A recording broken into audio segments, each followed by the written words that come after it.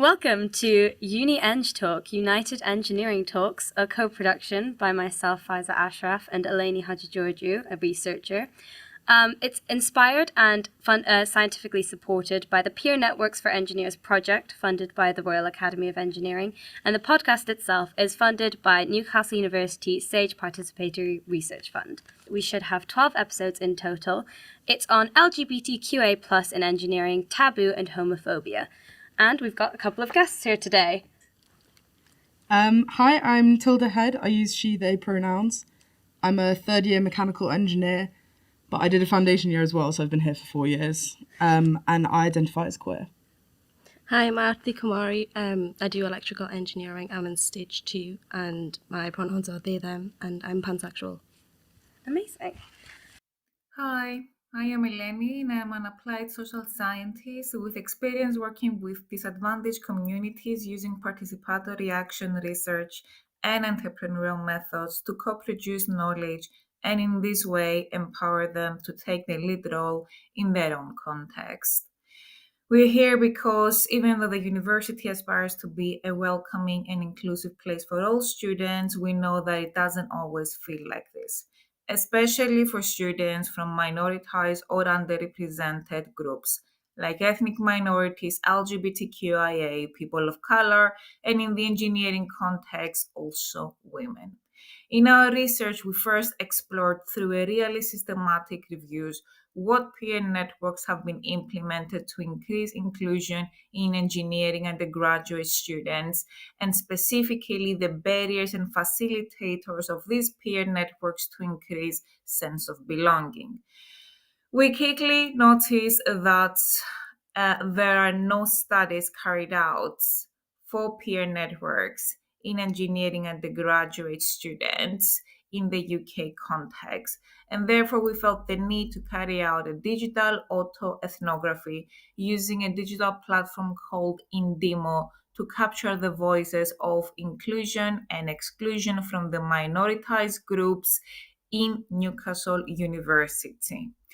The identified peer networks from the really systematic review were given to the engineering school students to choose and prioritize 3 that they deem more beneficial to them.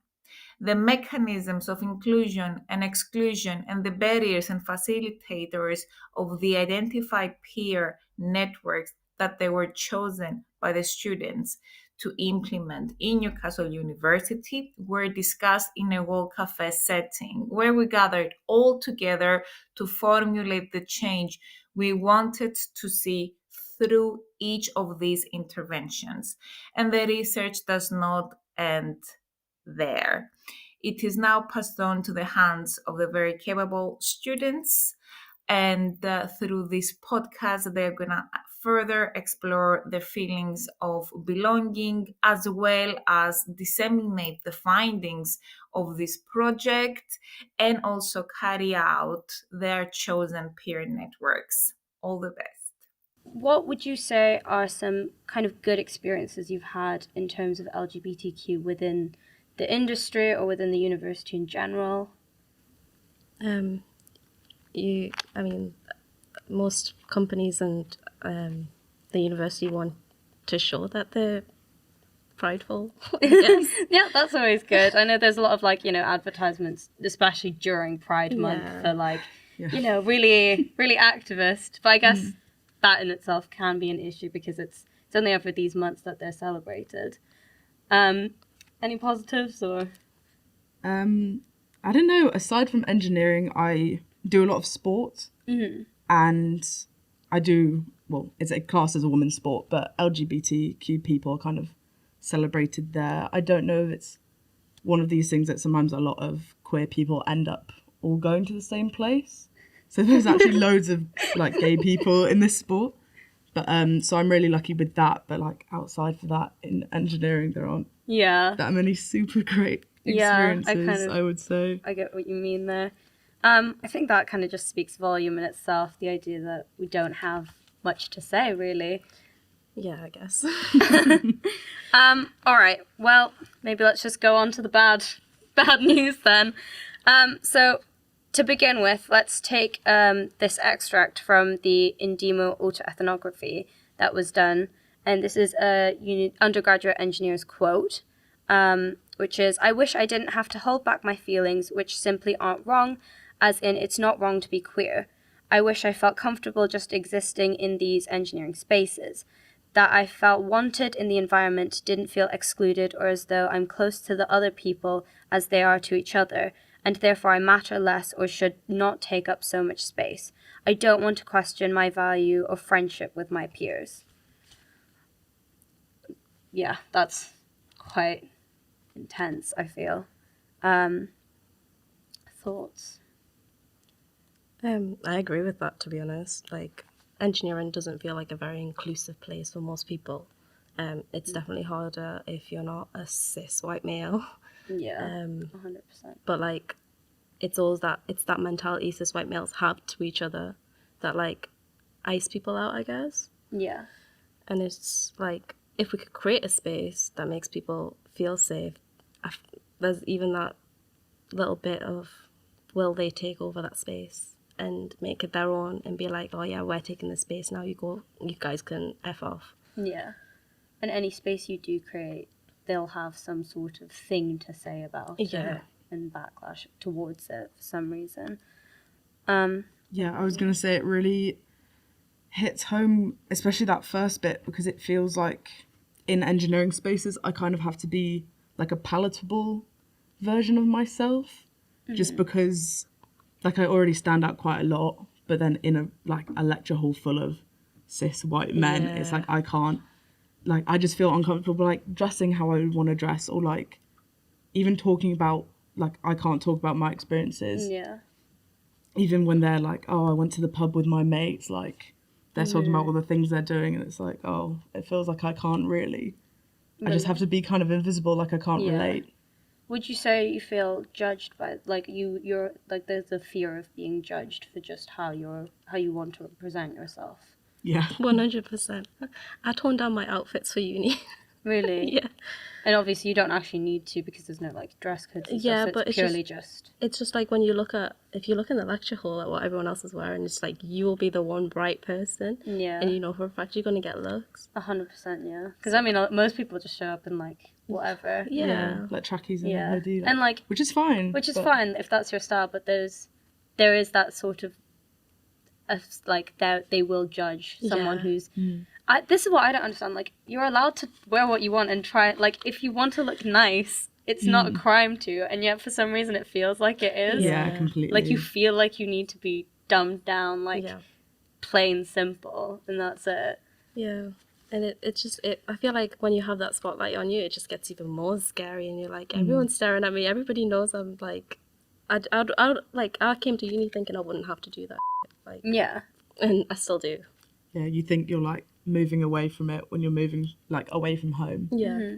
Because I think a lot of queer people can say that home is not always The... where you're safest Yeah. necessarily, and you think, oh, I'm gonna move to a new city, no one knows me, I can just be myself, and sometimes you can't. Yeah. And it's really, I don't know, tricky. It is. And what about, because obviously we have things like, the LGBTQ society. Have you guys been involved in that at all? Or is that a safe space, or is that doing a lot in your opinions? As a society itself? It's fine to say no. I was going to say, it's hard to speak on because I've not been a member of it. This is just what I've heard from people. But some of it's kind of why I've been put off joining it.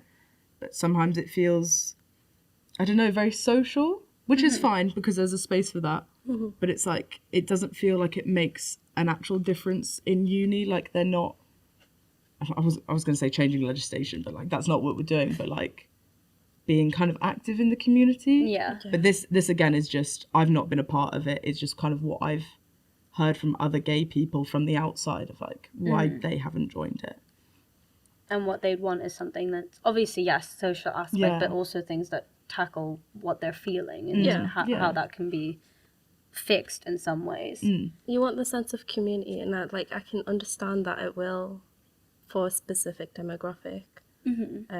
Like they had group chats last year, because I was a part of it last year, and nobody talked on the group chats. There was a POC, basically a brown gay group chat. No one spoke to each other, Right. and it was kind of like a bit disappointing in that aspect. Because like I was hoping to meet more brown people, more people like me who looked like me and like felt the same things I did. But I didn't even meet like one of my closest friends currently. I met her through the South Asian Society. Yeah.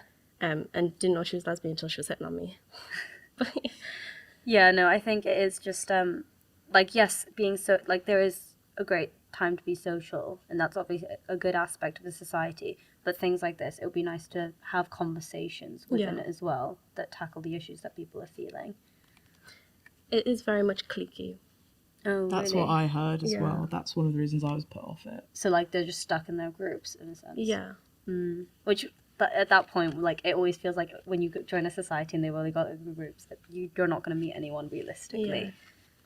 Yeah. Okay, so looking at this card here, what we found, what they found in a global project, actually, was that 2 out of 43 studies included a mention of LGBTQIA plus engineering experiences, and only one of them focused in on those experiences, which I think is extremely telling of how little research there has been within this, Yeah. right? Yeah, I honestly can't believe that. Like, it's really shocking.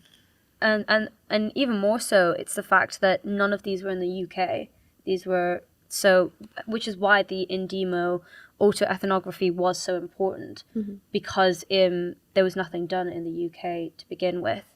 And even then, like, from what we found from then is that only 5 out of 26 participants within the Indemo disclosed LGBTQIA identity and related experiences. So is that, like, shocking to you guys, or are you surprised by sort of the under-research, or... Well, I think the research element of it is quite surprising. It's a bit surprising, but kind of just... Really? It kind of makes sense, to be honest. And why would people research it? Like, they don't care. Yeah, that's fair. And then, obviously, it's also difficult for people... only 5 out of 26 disclosing their LGBTQ identity is quite telling of how people aren't necessarily always comfortable to talk about it.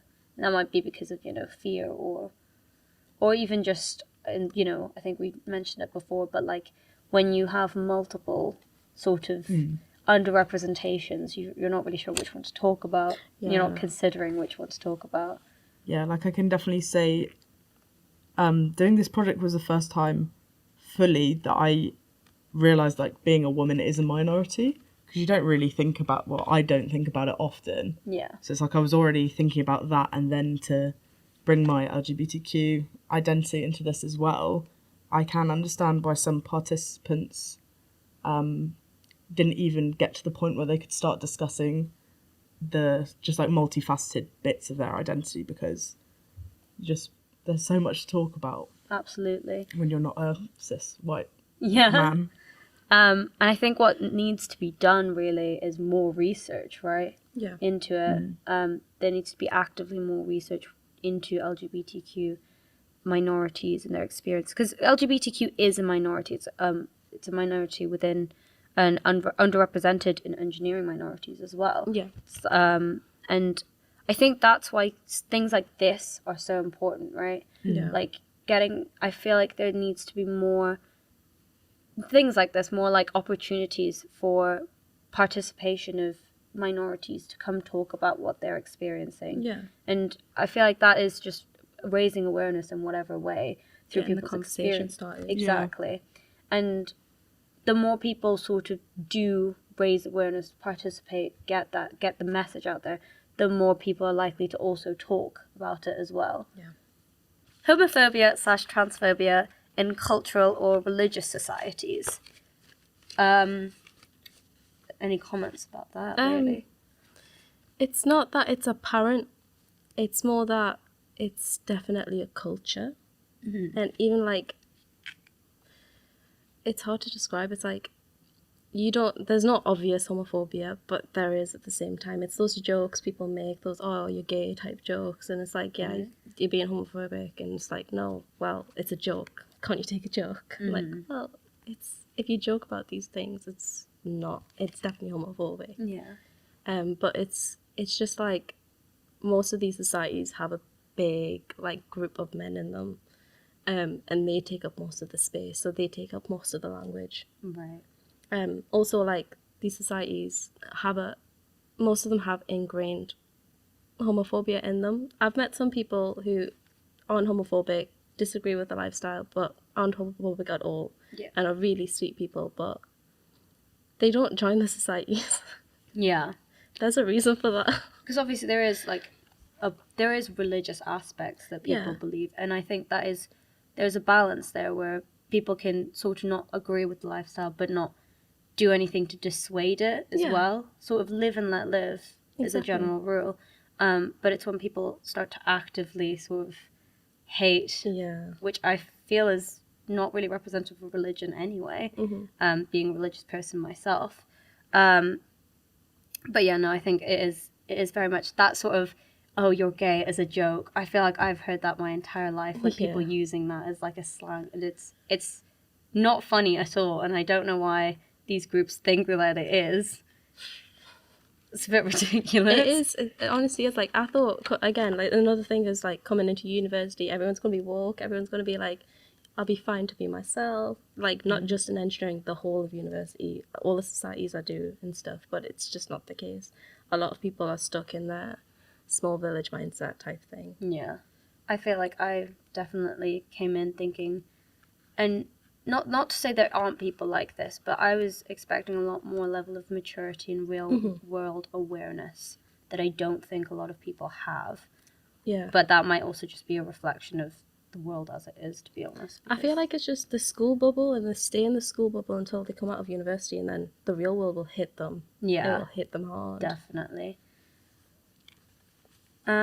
So, we're moving on to sort of what can be done to like maybe find solutions to this, because like, you know, just to elaborate, because obviously there is like people who sort of don't have as many issues, right? Yeah.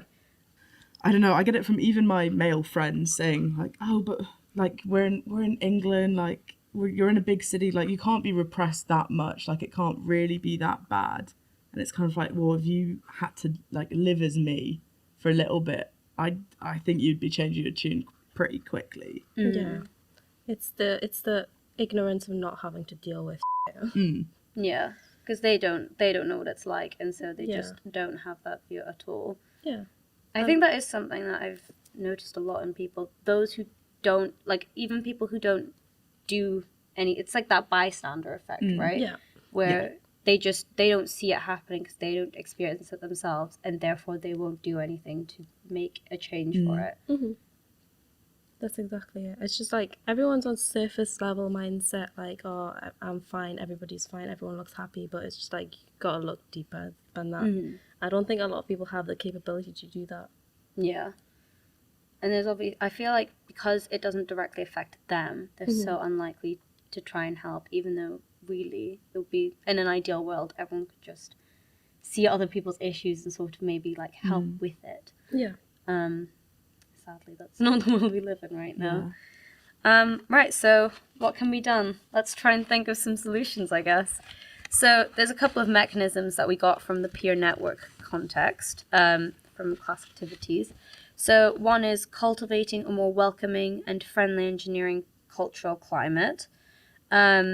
Next, we have bystander intervention when hate or bias occurs, which is obviously something we've just said. And providing social justice and gender-related education on identity. So we've got 3 general ones. Which out of these would you guys say is the most sort of one that would be maybe like the most realistic at current, maybe? Like, which one do you see happening, or which one would you guys feel would be the most beneficial, or all of them? I think all of them are very beneficial. Probably, I think bystander intervention is kind of the least likely to happen, almost, because that relies on like not to like large groups of men who've been thinking the same way for ages to suddenly start changing their thinking. And I just think that's although that's the goal, like that's kind of, I think we're a long way from that happening at the moment. Yeah, I agree with all of them, and I agree what Tilda said. But like, I mean, I think we came up with the idea in the Makerspace about having a course about learning how to interact with people and being nicer to people, and we could have that like as a mandatory course for everybody. I mean, it's one way to learn, then going out into the real world and then being like told off at work Absolutely. for doing something stupid that you Yeah. thought was, oh yeah, that was just a bit of fun. I know I've discussed this with people before, the idea of should people be educated from like primary school Oh yeah. Yeah. more about these things, because I know I'd never learned about LGBTQIA+. That was not something that I learned ever. I learned a bit about it in high school, where we had like one session of just how it works slightly, and that's it. But because my thinking is, if people were to learn it from a young age, then they wouldn't have as much of these stigmas Yeah. in their minds. 'Cause Yeah. they'd learn from a young age to be more accepting, and just to know that it's a normal thing. But I don't understand why it's not a thing right now, right? Because there's parents arguing about it. Yeah. Saying Oh, really? Yeah, they're worried It's- that it'll make their kids gay. Like, look at I know we're not in America, but I think they're Yeah. thinking about completely outlawing it in America, so you can teach Nothing anything. about Yeah. LGBTQ. I think another big problem is, I know at my school, and I was in school like 6 years ago, so it was a while. Well, like India 12, whatever. LGBTQ issues often get roped in with sex ed, whereas I would say you wouldn't have to do that, Yeah. because it's more about, I don't know, not like lifestyle and culture, but it's not a sex issue, really. Like, anyone questioning themselves would have probably gone through the content and the education they needed to do before then getting to it being a sex education issue. Yeah.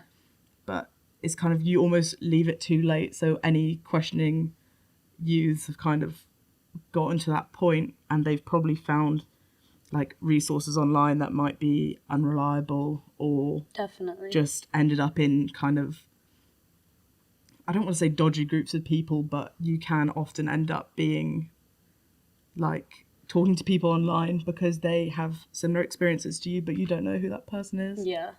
You can get indoctrinated that way. Yeah, I and, was gonna like, say. groomed and stuff that way. Yeah. It's just not a safe way to do it.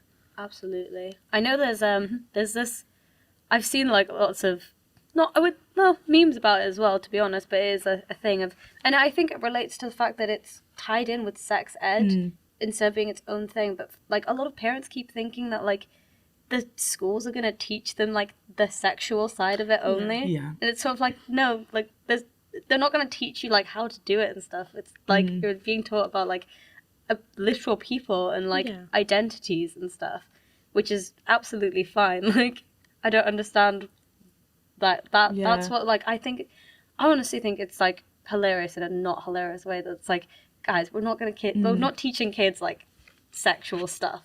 That's not the point of it. It's to be accepting of anyone and how they are and how they identify. Also, like, if that worked, then us gay queer people only seeing straight media for like 75% of our lives, if that was how it worked, then we would all end up like straight by that logic. Yeah. But like, they just can't think any other way than their black and white thinking. Exactly. It's very frustrating. But yeah, it definitely should be taught, because again, like that sort of grooming thing is like, it should be taught so people can find out about it in a safe environment and accept it as well. And then we'd be a lot further than we are right now. But clearly parents have issues with this. Yeah. Yeah, so more like cultivating more welcoming cultures to it. I mean, there's always the option, I suppose, of creating a space for LGBTQ in engineering as maybe a society or a group. But how far do we think that would be helpful? Because again, obviously the LGBTQ society should be that sort of space as well, but it's cliquey and just doing social stuff. Yeah. So I think, what do we think of it? I mean, I feel like we could start with good intentions, but it depends on who ends up taking over and what happens. Like, we'd need to have someone who's in the university who fully backs it and basically makes sure it stays on the right track. Yeah. I think with things like this, it is a case of someone can start it with the best of intentions. Yeah.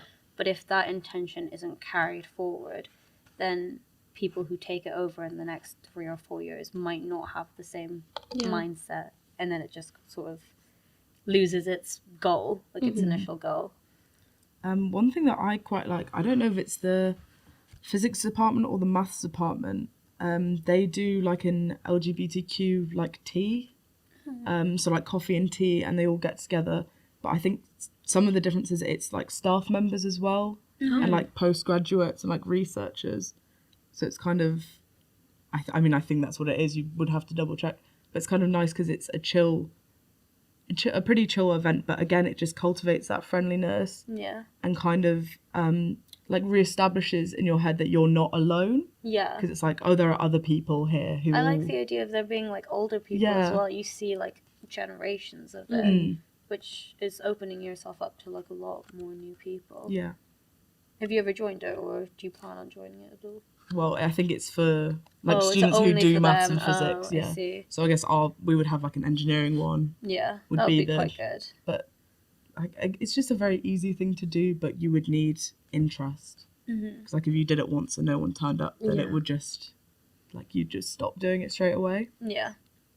Do you feel, and like, do you guys have like friends within engineering that are quite supportive, or like, is it very much our degree in general that's very like isn't doing enough, or is it just in general overall not doing enough? I think the degree is definitely a lot worse. So engineering is definitely a lot worse than the whole university. You can kind of tell the university is they're trying to do things. Yeah. So I think it is definitely a bigger problem in engineering. Yeah. And I think that comes down to, again, it being sort of a cis white dominated field. But yeah, I think another thing, obviously, again, Pride Month, everyone really goes for pro Pride and everything during this month, but it sort of fizzles out as soon as the month is over. Oh, yeah. Yeah. It's like they especially like companies as well. You look at them and they're like all putting rainbows everywhere, like we're massive support, and then it just like snap and it's gone because the month is over. Do you guys think that like it should just be like a year-round thing, right? Of just support. Pretty much. It should be, but like it's the companies that only do it for the month are, you know, for a fact of the companies that are just doing it for publicity and trying to get more like LGBTQ people buying their product or whatever just that month. And they say, oh yeah, we've done our bit, we helped out with Pride. You should be buying from us all year round. Or they might have had scandals within LGBTQ stuff. Like there was, I can't remember what it was exactly, but there was a company that was it not an American company that's like apparently the CEO was like homophobic or something, and then the company itself was like, we don't agree with our CEO and like that, and it was just like shoving Pride down everyone's throat. Yeah, to just like sort of fix the blur over it and stuff. Yeah. So going back to sort of this last point within the sort of promoting mechanisms of what can be done, providing social justice and gender-related education on identity. There's sort of two mechanisms within that. So the first one is creating social awareness through education. And then the next is building and developing safer and more inclusive physical spaces and to have their peers educated on pronouns and trans identities.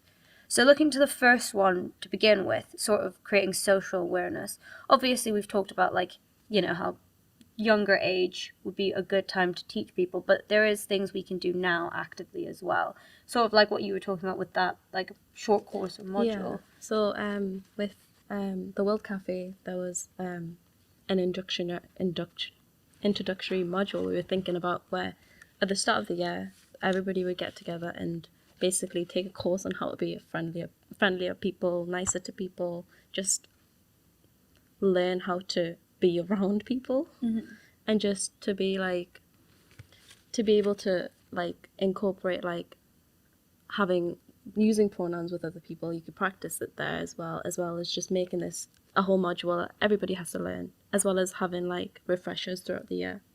And it's not just for the students, we should get it for the teachers as well, the lecturers. So everybody's involved, everybody has like basically be like proud of the fact that they're a part of this and they have to take responsibility Yeah. into like, because they're all learning about it. So if they see something like not right happening, they can flag it up, make a complaint and things. And if everyone's involved, everyone's more likely to do it, right? Yeah. Because then, you know, people are learning as allies as well to how they can support. People will feel safer knowing that everyone is learning this stuff. Yeah. And, you know, just make it like a mandatory thing and everyone will sort of have to do it, right? Yeah, I think it's definitely doable as well, because I don't know about you two, but in my first year we had a mandatory talk for everyone, every fresher ever, about safe drinking and police. Yeah. If they can do that, it's definitely plausible that you could do hopefully a whole course, at least one talk about treating people with respect and just how to treat LGBT people if you've never met one. Yeah. Because some people are coming from very small villages, very small schools, and they might never have met a gay person before. Yeah, exactly. And then at that point, they've only got like sort of the stigmas they've heard of. Yeah, exactly. Without having any of their actual real life experiences. Yeah, I think it would be a very good thing to do. We have so many, like, you know, if it was just a short module that people could take, and it would just benefit so much and be an active thing that we can do now. Yeah, it would to help change so things. many people. Definitely. And looking to the second point of developing a safer or inclusive physical space, I think that sort of very much relates to what you were talking about before with the physics and maths department doing that thing. Yeah, so I saw that the physics and maths department hosts this like LGBTQ like tea and coffee event where they just all get together like at the same day, same time, and just have a little coffee and have a little chat. And it just really reinforces that you're not alone on the course, because it's like professors getting involved, postgrads getting involved, students getting involved. And I just think that a physical space like that in engineering would really help a lot of people. I think it would be a good place for people, like, again, you'd actually have a space where you could meet people similarly as well, and also people who support you. Yeah. And leave it open to anyone like that. And then hopefully it could also be a place where people could go to maybe talk to, in a way, educate themselves and feel more like, be more allied with people of LGBTQ societies. Okay, so here's another quote that's from the Indemo Autoethnography. Within the School of Engineering, it would be great if there was a known procedure for reporting behavior that makes you feel excluded. For example, sexism, racism, homophobia, and ideally there would be steps that could be taken to deal with and alter this behavior. This would help support women and underrepresented groups in engineering, as well as being a way for the school showing support and the fact that they should not be excluded because of who they are. I think a system like that would be really good. Yeah, it'd be amazing. What would that be though? Would it be like an anonymous sort of filling of a complaint form, or It could be. I mean, like, it could be an honest filling of a complaint form and like a re-education course. and that could be where that course comes in as well. Yeah, no, that would be very good. There should just like there should be more active, like, I don't want to say like punishment or anything, but like it shouldn't be accepted. Yeah. It shouldn't be an okay thing. If someone does it, then there should be some sort of reprimand for it. Yeah. I think in the wider university there is a system like this, but it's essentially you have to get so far to the point like someone's attacked someone or like something physical has happened that it's kind of you're missing the steps before that you could have prevented a situation like this happening. And I think in that structure it's like you go to like a committee and then you either get put on, I don't know, a warning, or you could get expelled. But there's stuff we can be doing, especially within everyone's schools, that would probably help, like stop things before. Yeah, definitely. Especially if there are, I don't know, on your courses, but like on our course, there are maybe a few guys who will always be doing it. Like they're always making comments. It's the same people again and again.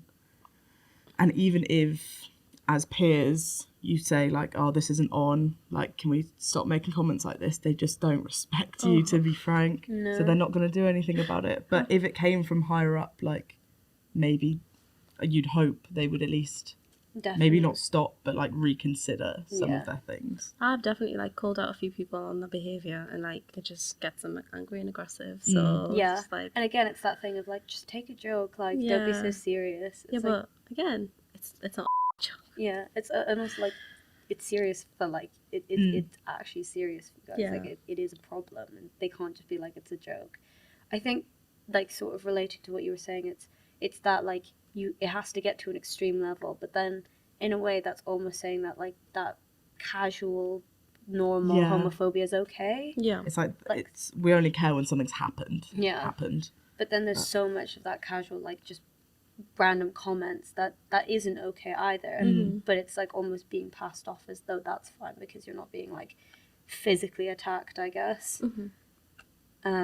Which I think is quite unfair, really. I think I don't know, it's hard for some men in particular, straight people as well, to even wrap their head around like we can't get married in some countries. Like some places we just can't visit because it's illegal to be gay.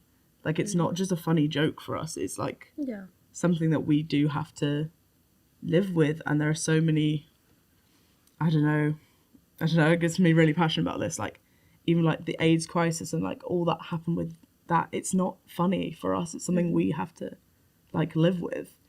But for them, they don't see that bit of it. And it's just like, oh, like you're wearing funny makeup or you've got a funny haircut. It's like maybe just step back and like just reflect on the history. But a lot of people don't know the history. Yeah. I don't know. That's just something I wanted to say. No, absolutely.